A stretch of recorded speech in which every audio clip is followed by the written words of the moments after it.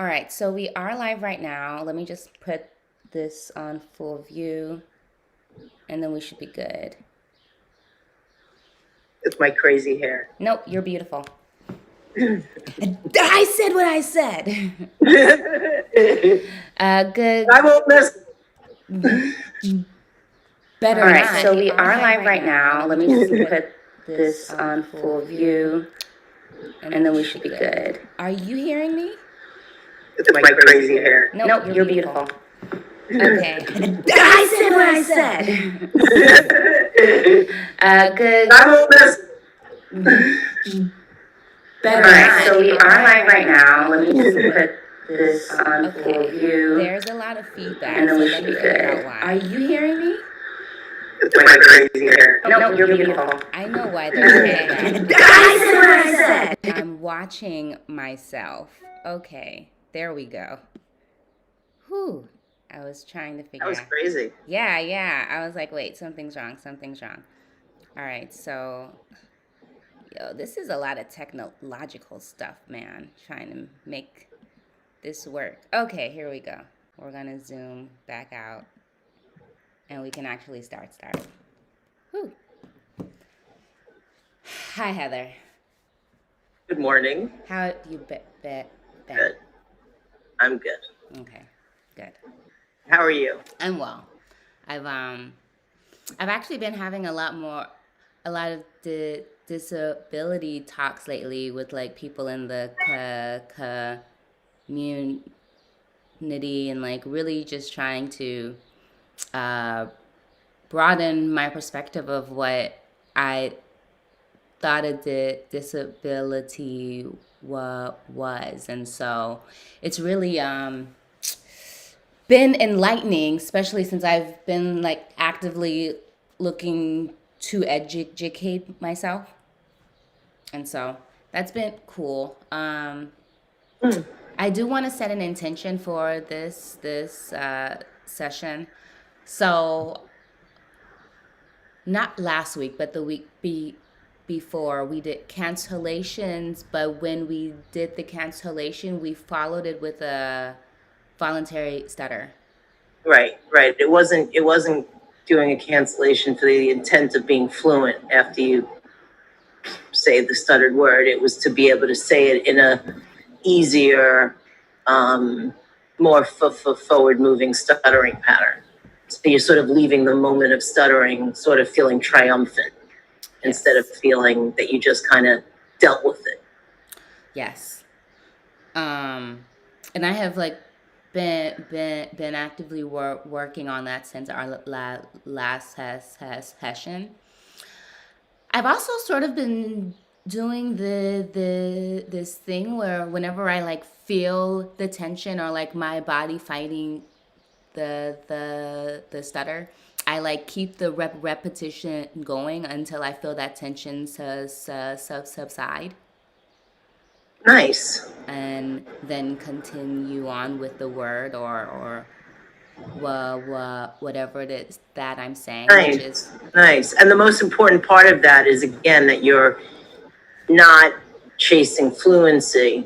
You know, it's very tricky because people could use bounces and be like, oh, I'm fluent when I do bounces. So in a way, but you're using bounces in a way to sort of replace a tense avoidant stuttering pattern with a more, it's a matter of choice. You're making a choice. Do I want to stutter do I want to react to the way I stutter that way, with tension and recoil and avoidance?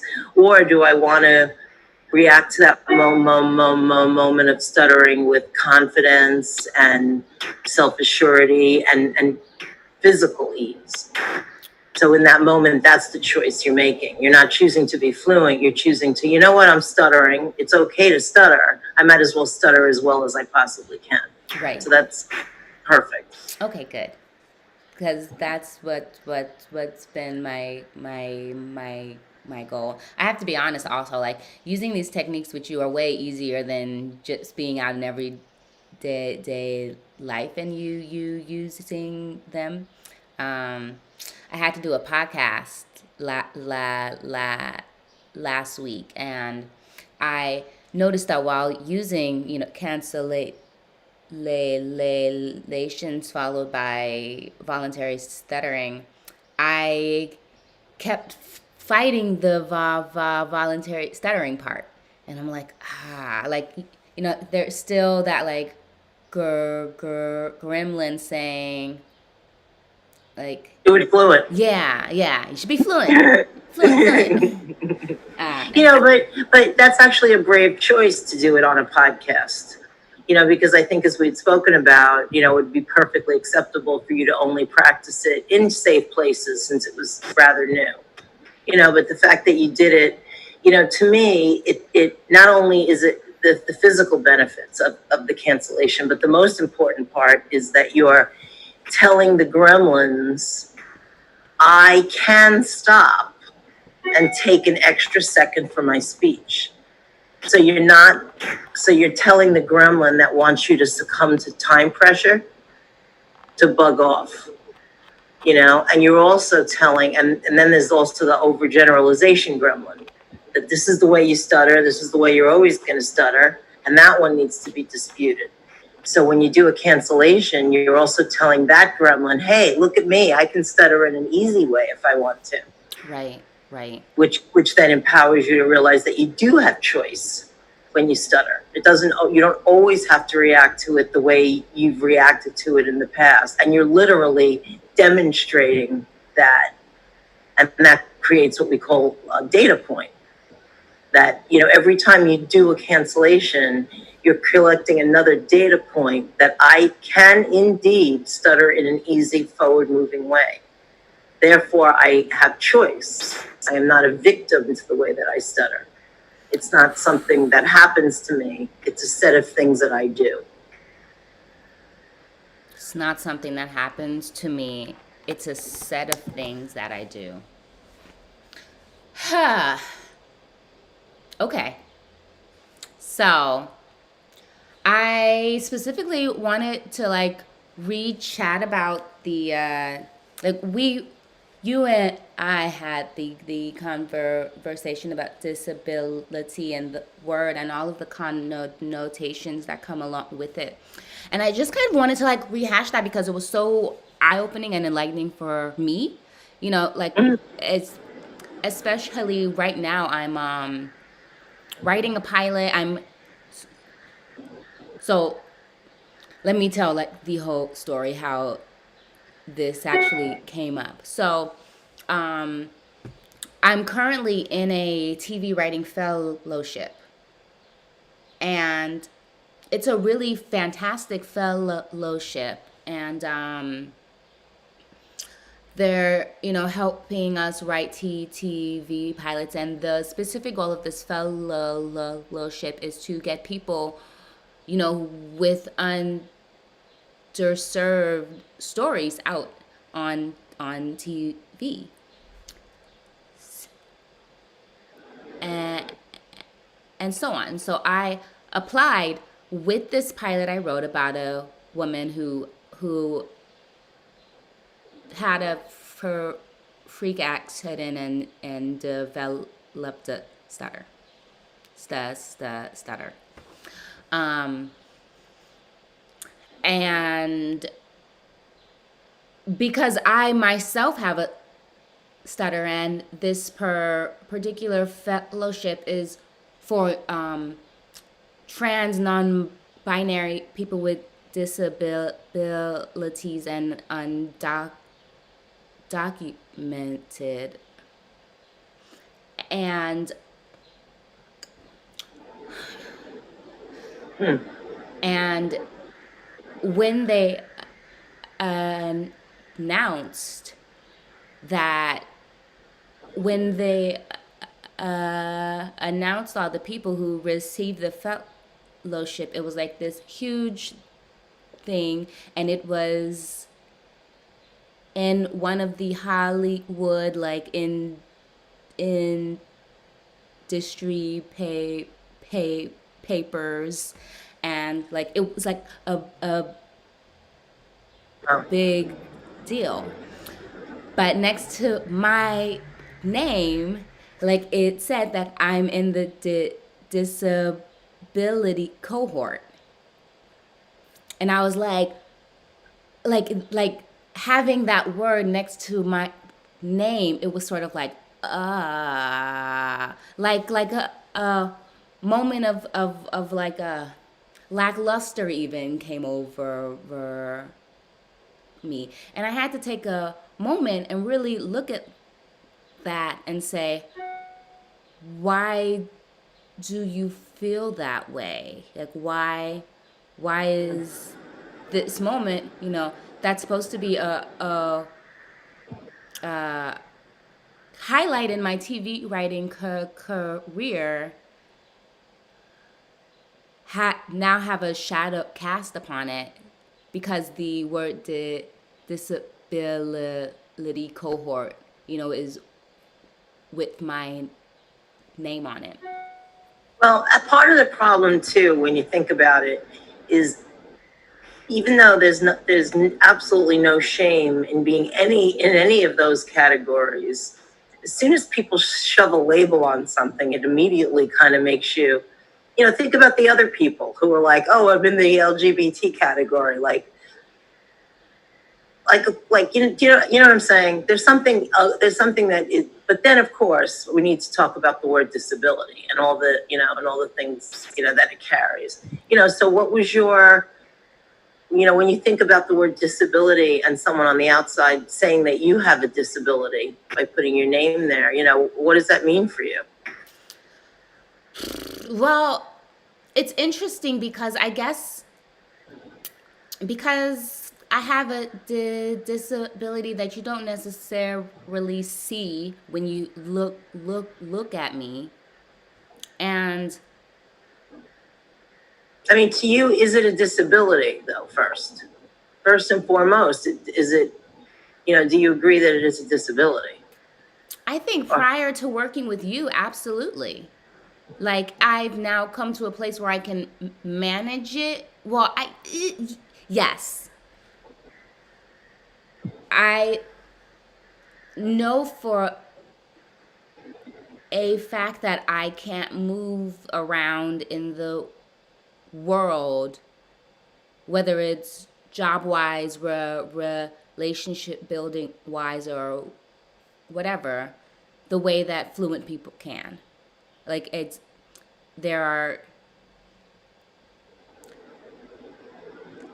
different roads that I have to and or even choose to to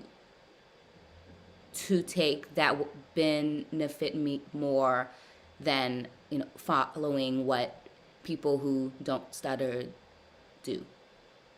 okay. Okay. So I'm actually going to look up what the word means because I don't Beautiful. even know if I have a true definition for the word.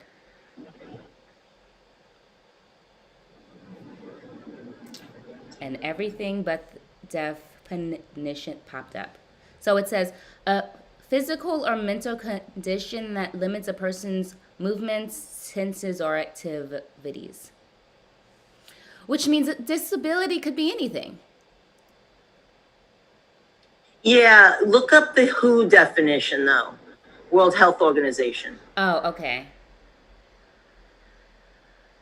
because it has more to do now with like a social context of having difficulty, that whatever the thing is, it detracts from your ability in some way to do one of the activities of daily living. Yes. Speaking, walking. Go ahead.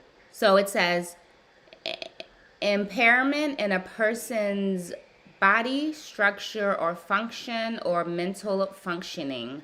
Examples of impairments include loss of limbs, loss of vision, memory loss, activity limitations such as difficulty seeing, hearing, walking, or problem solving.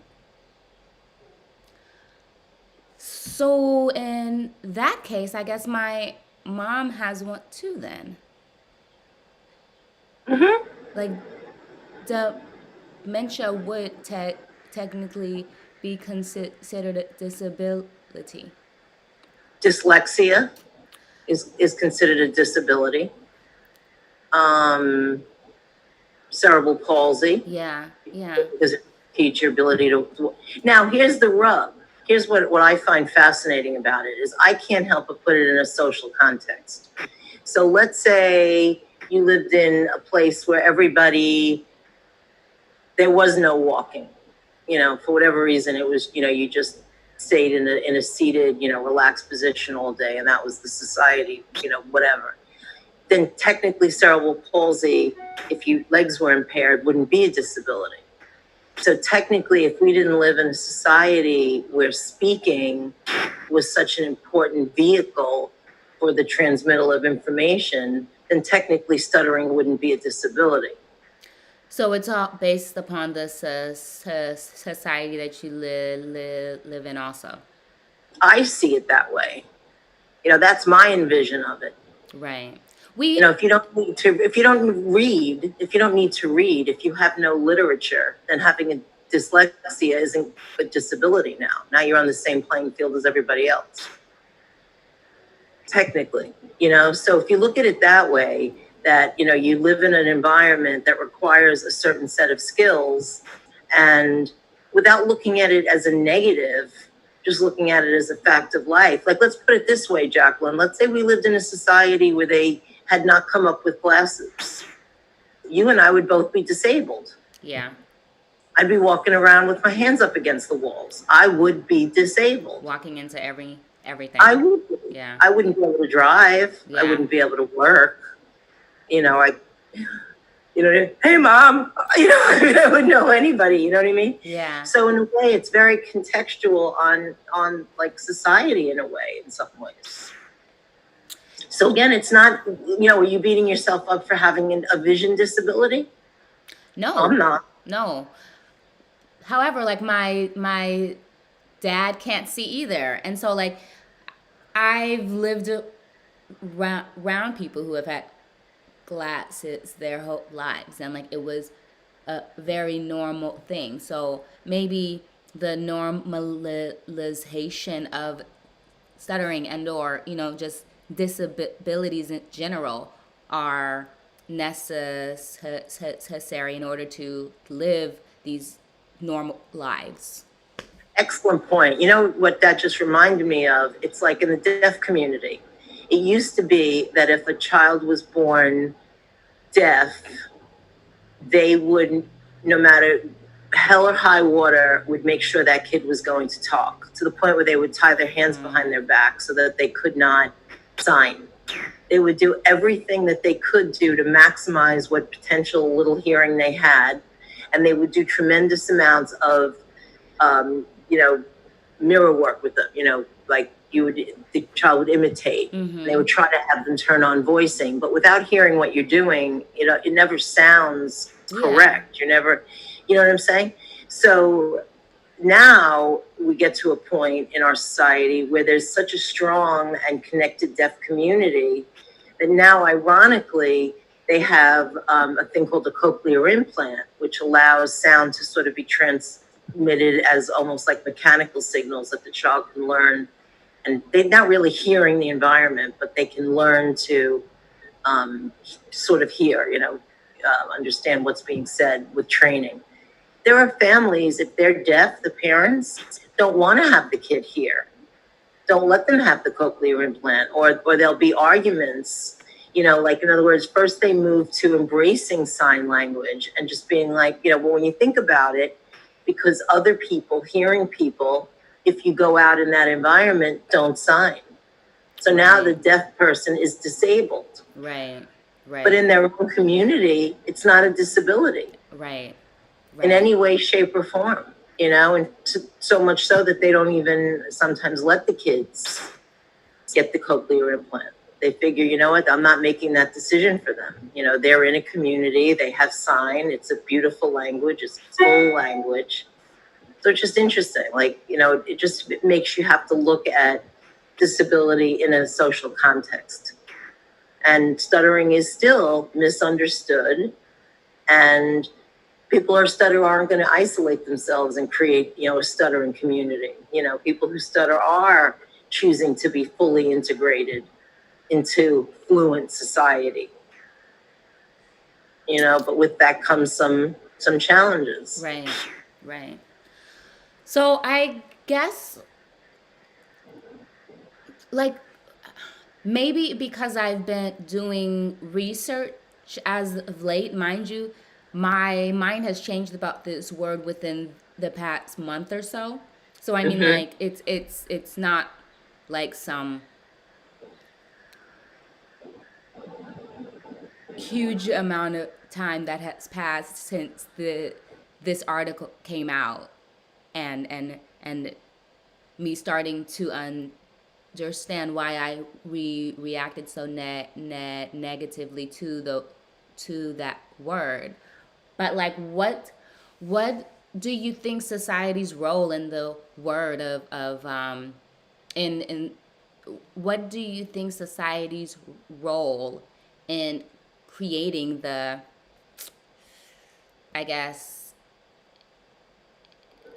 uh, disassociation from the word di- disability that I initially had? Well, I think, I mean, to me, the first thing that my gut would feel is, what, I'm not as good as everybody else? You know, when you hit, right? I mean, when you hear the word disability, you kind of think of someone who's, it's got the word dis in it, and able, Yes, yes, exactly. unable. It's like not able. You dissing my ability? No, you know what I mean? It's like you're basically saying you're unable to do with, and that kind of stings. But when you think about it, it would be like, again, if you, let's go back to our eyes, we would be unable to see a word from 50 feet away where someone else would. Right. A person who was born with, let's say, again, a physical disability would not be able to run a sprint at the same rate as someone else might. So for a person who stutters, they might not be able to deliver a certain line in an exact amount of time. If that's a requirement, you have to say this amount of words in this amount of time. But it's, again, that's just an objective thing. That's not like a mark of your character. Like, that's just a behavior. Something actually just struck me, and like, growing up, I always thought of this disability as something that, like, you can't make fun of, something that, someone has a hard time with. You should respect their struggle, like, so on. But I always felt that people never felt that specifically about stuttering. Like, whenever I would see a film or something, like, making fun of a person who stutters was never uh, uh, uh, off limits. Like, it was open season almost. Oh, Um, that's an interesting point. Yeah, you're right. They'd never make fun of someone with like Down syndrome in a movie unless they wanted to, that would be like so politically incorrect, but they'll do it with stuttering. And again, see, that's the interesting part about it. You put the word disability on it, and now all of a sudden you have full protection against, like, in other words, if society thinks it's something that you people are doing on purpose or doing because you're nervous, or that you could not do if you chose to not do it or work hard enough, to me, that's a bigger diss of your abilities. It's almost like saying, woman, you're lazy. yeah, yes, yes. And the word disability allows you to say, no, I happen to have a disability. And do you make fun of people who have no legs too? You know what I'm saying? You're absolutely right. And I think people have made fun of it openly because they don't see it as a disability. They see it as like, making fun of like, the tall gangly kid. Everyone thinks that's okay to make fun of a physical outlier. People always think that's okay. The one who's heavy or the one who's tall or who has funny hair. Yeah. Yeah. Kids love that. So I think they're making fun of the kid who talks different in the same way as they're doing that and not seeing it as a disability. The tall kid is not disabled. The kid who's stuttering, now that's a little bit of a different story. Not that it's okay to make fun of, the tall kid either. But, Right. Don't make fun of anyone. Yeah, no, but again, I think, when it's something like a stutter, the potential of the quote making fun of, again, creates such deep, dark trauma. Those microaggressions and full aggressions create such a shame and trauma that becomes, what people then see as stuttering. All right. So that makes a lot more sense. Like, I'm also asking these questions because right now I'm like writing this pilot and I'm trying to convey to, people who are going to read it and possibly eventually write it watch it if it gets made. Like, the nuances of stuttering and like what makes it an actual disability. And when you put it in the context of we live in a fluent world and we're then made to adapt to this fluent world as people who stutter, that gives me a lot more context to like pull from and because like there's some stuff that I don't even realize make me disabled until I sit and actually think about it. And I'm like, oh, like, yeah, this specific task is much harder for me because I'm disabled.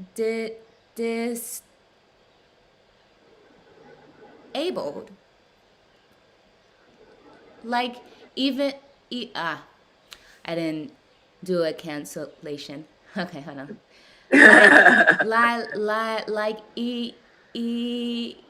Even those automated voice systems, like when you call the government agencies, not meant for us at all. Like, the amount of times I've been on hold for a half hour to 40 minutes and then got completely hung up on.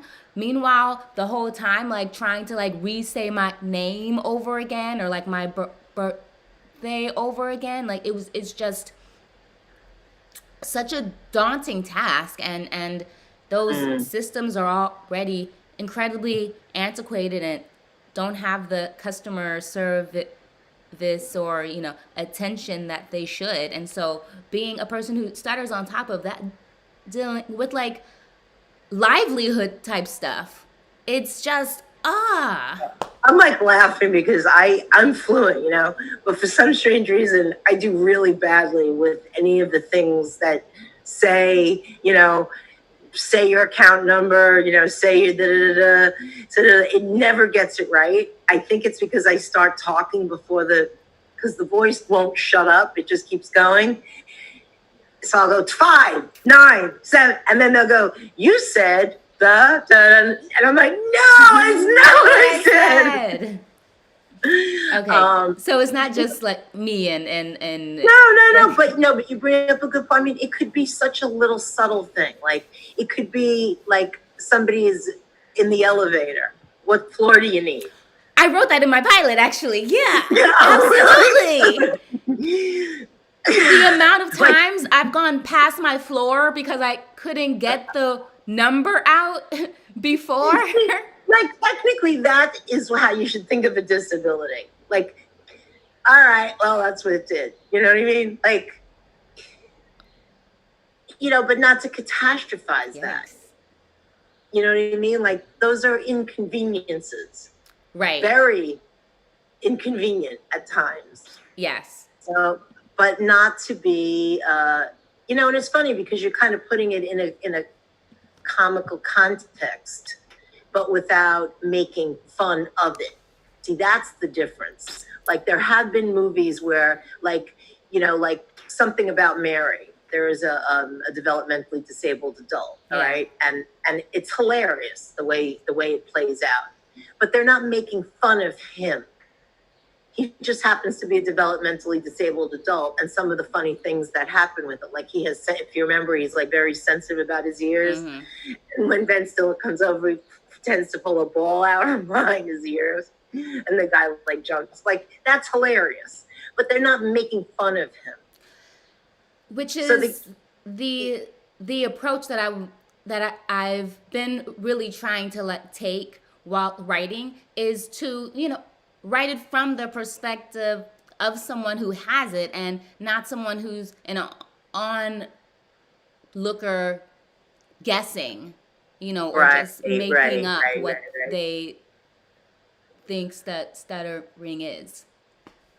See, now the one, of course, nuance that you are faced with your character is that a person who has acquired stuttering doesn't have the lifetime of Exactly acquired feelings, attitudes, childhood experiences. So the gremlins would be very, very different. So it's interesting. Cancellation.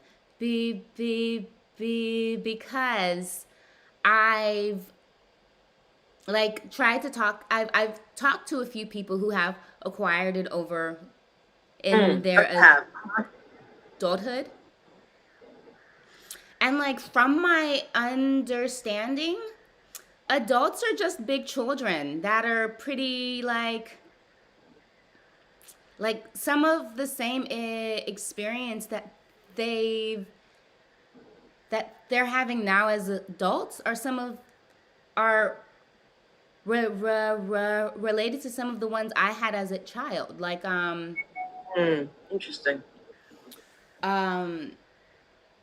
Just like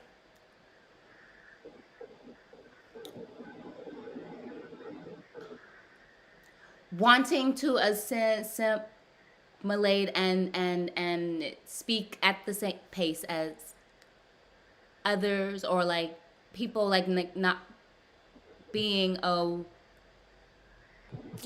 let me gather my thoughts so I can say this in a very succinct way. Give me half a second.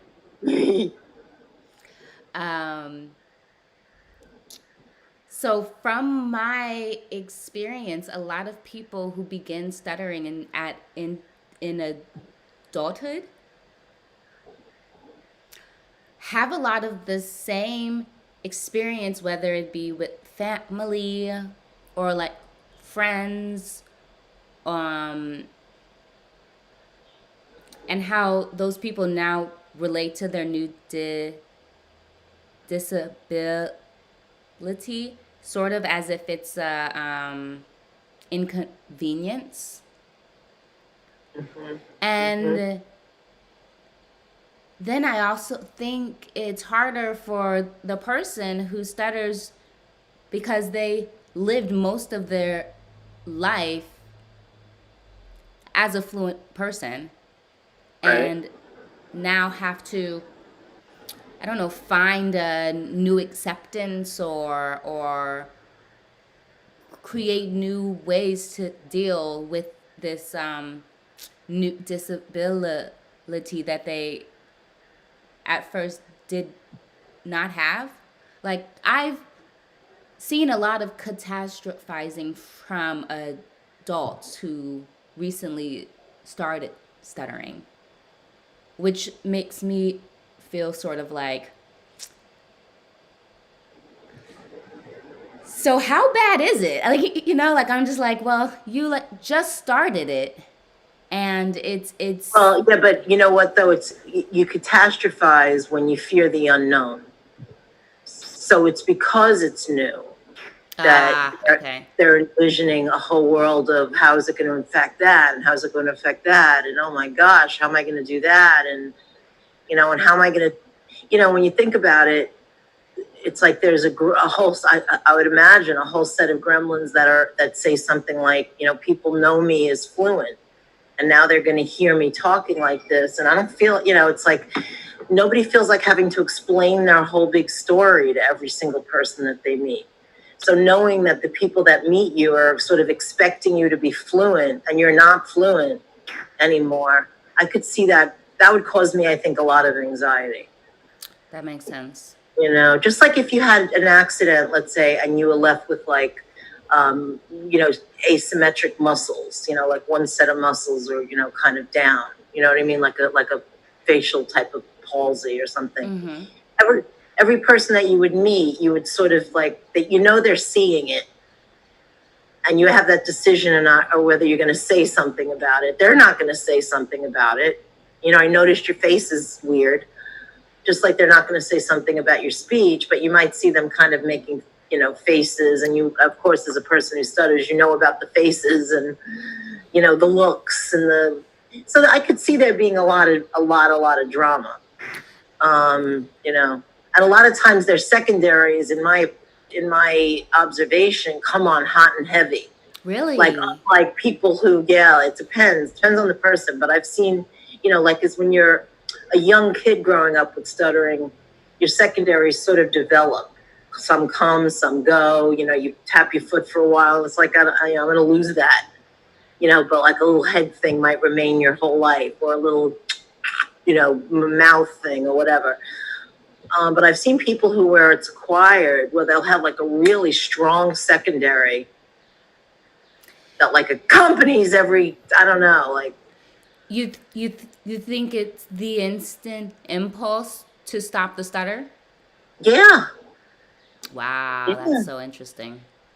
I mean, it's like sort of a fight or flight response that kicks in. Like, I can't believe this is happening to me. That like increases the actual physical tension of the moment itself. I wonder. I haven't known that many people with acquired stuttering. What's been your experience? What have they told you? Oh, that it just like completely sucks, and I don't know how you've dealt with this your whole life, like that sort of like I completely like this is the worst thing that has ever happened to me. I don't understand how people deal with it. Like it's just been like super negatively charged, which I mean I get it. It's a whole new thing, and that even makes me feel lucky. I guess having had time to adapt and experience the ebbs and flows of it, and so on. Like one thing even that I don't think fluent people understand about stuttering is that when we're talking, we're like doing so many things at once. Whether it's also like trying to form the sentence while also maneuvering the muscles and trying to like make sure it all comes out with e- ease, or thinking about which tool to use. So like Now, it's of course, that the whole point of course, the ultimate freedom is not doing yes, that. But then but I understand. But then you might go back to your physical muscle memory and your gremlin muscle memory of recoiling and pushing. right. You know, that's the rub of stuttering. Yeah, I know. But like in order to get to the place where we're not doing all of that at the same time, like that takes a extensive amount of practice and or Mental just reprogramming. yes, Mental reprogramming. That's booyah, really what it's about. It's like getting to the point where it's like having faith in your voice, just having faith in it.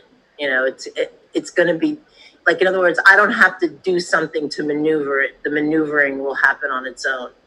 It's kind of like flow state. When you're in flow state and you get up and you do a dance, You're not thinking about what move comes next, what move comes next. How do I move my hand on the next move? Right. Your body just does what it does. Flow state. So would voluntary stuttering and cancellations and all of that eventually become a flow state? My friend Gunnar's, Nieder's, Niders would say that yes. I mean, for him, I believe when he's talking, he's in the flow state. Okay. He's not, he kind of speaks slowly and deeply, but when he hits a stutter, he does sort of automatically do a cancellation. Yeah. But I don't believe his mind is doing anymore the what do I need to do to talk. Okay. It's body knows what to do to talk. Your body knows what to do to talk, you know? There's a whole science in stuttering therapy called neurolinguistic like reprogramming, NLP. And the Neurolinguistic idea, yeah. reprogramming. So the idea is that when a person, a fluent person, goes to speak, there's a set of mental processes that naturally happen. It starts with an idea, let's say I want to tell you about going to the beach on Sunday. So it starts with just an amorphous idea of me being at the beach Sunday and me wanting to tell you. Then some mental processes go on, including filling in like the grammatic structure. Then there's a part where I have to pull the words from the lexicon, from the vocab, from the dictionary to, am I going to say beach? Am I going to say shore? And then at the end, the sounds now have to go in. So in our language, beach, I'm going to need a B, I'm going to need an E sound, I'm going to need a ch sound, and all that happens, bung, bung, bung, bung, bung, bung, bung. Okay, really, really quickly. And the theory of stuttering is that somewhere along the line, most likely from the point where sounds go to the mouth to tell them how to move, there's like some little glitch in the communication. Okay, so because of that glitch, it's like you almost become, in order to manage, you start thinking about the mental processes and you start thinking about the movement. Where for a fluent person, I said all those things happen really, really automatically. Now you've been conditioned to say, oh, wait a minute. When I say beach, that starts with a B, and I can't do B's. So I'll tell her about the shore instead. Now you've already messed up the sequence because you've already done something to go, wait, stop the presses for a minute. We got to change that word. No, wait a minute. We can't start with an I. I isn't going to work. So let's go with we. It doesn't matter that you were alone. Just say we. You can say that one. Now, all of that extra thought is taking you away from the natural joy of communication because it's supposed to go the first way, where you joyfully go from the idea of beach and you have faith that you're going to be able to tell Jacqueline about it. Now, I might make a mistake. I might go, the other day we went to the beach and I pull a wrong word. I mean, that's part of normal disfluency. Or I go, oh, did I tell you that I went? That's normal disfluency. Right. But I'm not thinking about it. I'm not working it. I'm not doing the minefield. So the idea is to try to get you to not have to. And frankly, therapy, a lot of times speech therapy, creates the second. You're thinking so much that you're actually further away from the natural joy state. They're making you think you have to think about breathing. Do 3 or 4 parts of breathing before you're allowed to speak. No. Your body knows how to breathe if you're not all tense. If you can relax, your body knows how to breathe. Okay. Whew. I get asked about belly breathing a lot, or like coastal breathing, and if that's something that I practice, and I always tell them like, no, like it's my. If ever my ability to breathe is impeded, it's because of my secondaries, which are attached to my fight or flight response. And so like I've even really worked on breathing and like making sure that while I'm speaking, there's a continuous flow of air and so on. And it works when I'm at home alone or like maybe even like small moments when I'm on the phone and it's incredibly a low pressure situation. But if there's ever something where the pressure is on and I need to speak right then and right there, I it's impeded almost instantly. And what I've noticed that has helped me is to just keep the voluntary stutter going. That way, at the same time, letting them know I stutter. I'm reminding myself that it's okay to stutter, and like that's kind of what keeps my forward moving speech going. And also, like, I like the cadence of how I speak. I like having conversational, you know, back and forths with people. And so, Yeah, of course, spontaneity. The breath takes away your spontaneity in a way. And I've seen so many people who try to do breath as a way to help them, sort of do an easy onset type of thing, where it becomes this.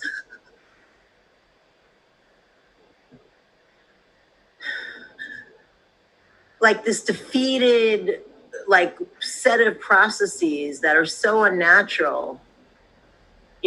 But what is important, like you said, is if you're in a situation where you're frankly very afraid to stutter, then your body is going to shut this down. And like you said, you're not going to be able to breathe because you've basically taken the tube and gone like this with it, like a hose, I mean. yeah. And you've gone, so there's going to be no flow.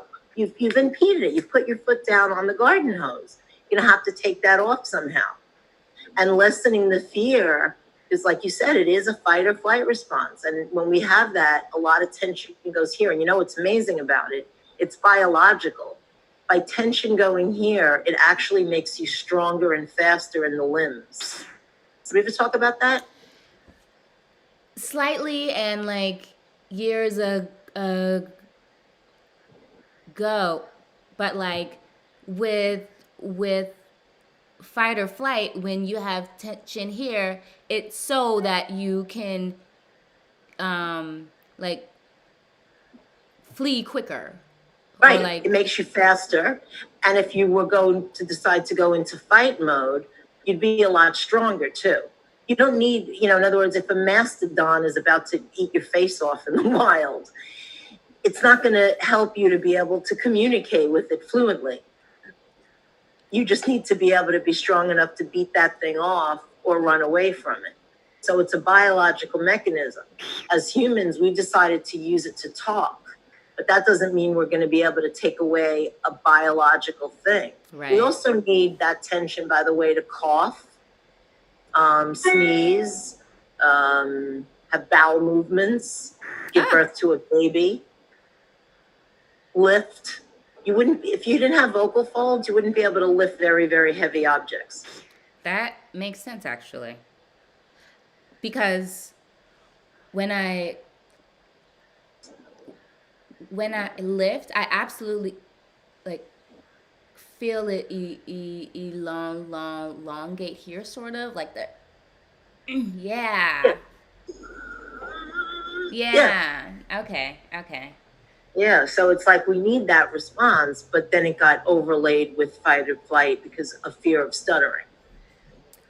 So like you said, like if you can relax your body by mentally not having fear, like you're walking into a party and you're saying, you know what? I know I'm going to stutter. I'm a person who stutters. Why do I keep beating myself up saying things like, oh, don't stutter, don't stutter? I'm going to stutter. I stutter. It's okay. I can make friends. If people might make a little face at me when I begin to stutter, but that's because they don't understand stuttering. That doesn't mean there's anything wrong with me. Right. So I'm going to go in here and I'm going to accept that I'm going to stutter and it's going to be okay. And if I make friends with people, I do. And if I don't, then I don't. And it's not going to be the end of the world either way. Now your body's more relaxed. you're breathing in the way you breathe when you don't fear talking. And now you walk in and you don't have to worry so much about easy onsetting. I almost see what you were talking about like breathing and it helping in very, very low stress situations. I see it as you have a Band-Aid on a cut that's pretty serious. Now, if you went out and it was just a little misty outside, the Band-Aid would probably hold. You go out and it's pouring and that thing's coming off and now you're exposed. Right. Right. Right. And well, no. The analogy I was going to use did not make sense, so we're just going to reel that back in.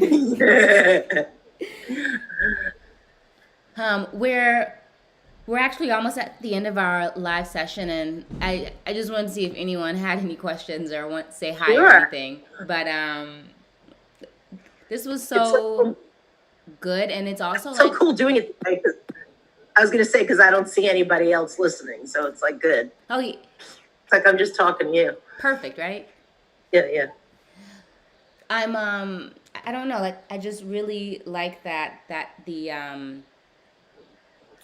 the disability conversation happened because it's really been something that I've been questioning myself on, and what I come into contact with also is with like non-disabled people saying like, you ain't got no disability, or like uh uh lessening of the struggle because they don't see it as that. And so having like you explain that in the context of a world that doesn't cater to people who have certain I get disabilities,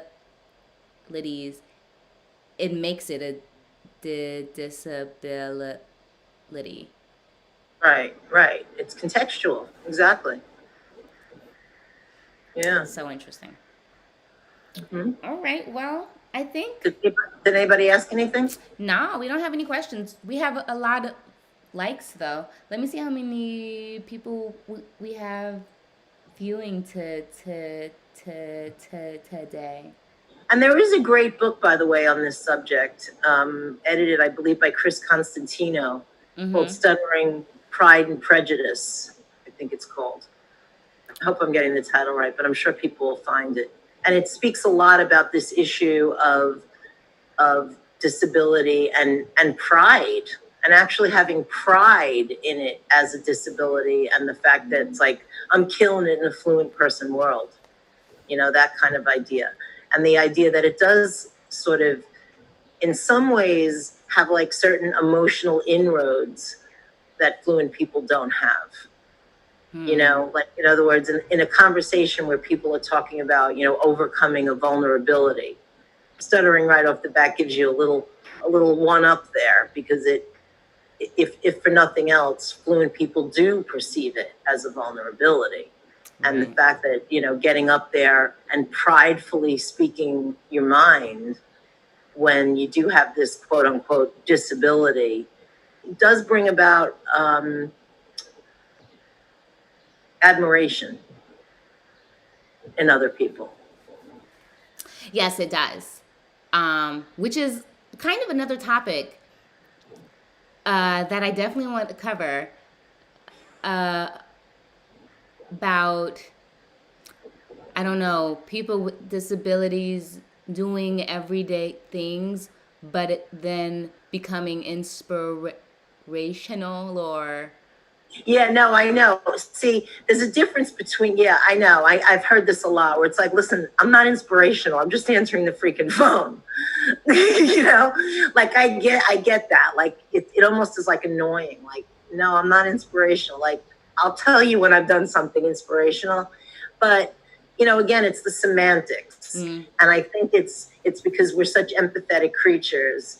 And I know zillions of fluent people, just from my experience, who, let's say, are in an audience and there's someone up there making a speech, stuttering openly and a lot, and yet giving a killer speech. Like, I will share with you that there's sort of an overriding mental construct of, wow, I'm such a fraud. I don't even stutter and I wouldn't get up there. And this person Right. is up there stuttering and they're up there killing it. And there's almost like an inspiration in that. Like, boy, I don't even stutter and I wouldn't get up there. You're inspiring, man, getting up there. Right. You know what I mean? And not to take that as a bad thing, but just to take that as they're admiring me. They're Yeah. complimenting me.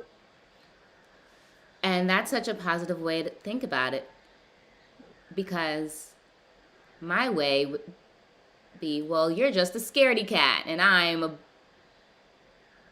bad at AS. But that's also just me being a jerk, which I can be sometimes. You? Man, I have my jerky No way. days. Oh yeah, I swim No in way. it. Well, Heather, I super appreciate you for doing the slot with me, and Especially this hair. you look beautiful. What? Well, you just, yeah. Oh, how you talk. You're my favorite. You know that. Mwah. All right. Have a wonderful day. You too. And I'm going to talk to you next week. You guys on YouTube won't see that because we have our special one-on-one sessions also. But if anybody, does have any stuttering, like more serious questions that they want to hit me up online, Grossman at stutteringtreatment.org. I'm also going to put that in the description box so that you guys can go straight to it. So Sounds good. you'll have that. All right. All right. Thanks. Have a great day. Appreciate you. You too. Bye. Bye. All right, guys. This was lovely. I'm ending this. Have a lovely day. Stutter beautifully. You have a disability. We all do, and it's all good. All right. Bye. And bye.